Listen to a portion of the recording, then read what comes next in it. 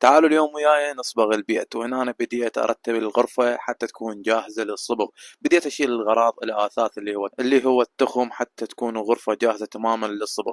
وهنا أنا بديت أسأل أهلي على مود شلون أعرف أصبغ. ما أعرف، قالوا لي غير ملابسك أول مرة حتى لا يتوسخن. لبست ملابس شغل وبديت أخبط، طلع كأنها شوربة أبيض لدرجة يعني تصدم. بديت أخوط أخوط أخوط حتى يكون ثخين وما يصير خفيف كلش وما يبين بيه الصبغ. هنا ورا ما كملت نقلته بطاسة ثانية حتى يكون جاهز.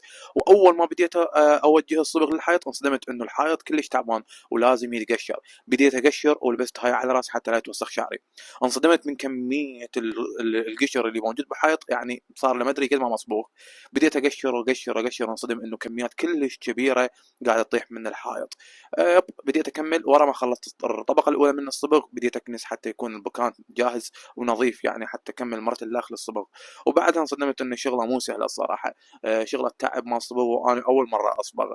وهاي النتيجة اللي تشوفوها قدامكم إن شاء الله تكون نتيجة مرضية. والله شباب هسه تقريبا يمكن خلصنا 75% من هذا الحائط. حائط الحيوان اللي تعبني صار لي يمكن من سنتين أصبغ به. ما أعرف، أول مرة أجرب صبغ. وإن شاء الله راح نخلص البارت الأول من هذا الفيديو لأن الشغلة مطولة شوي.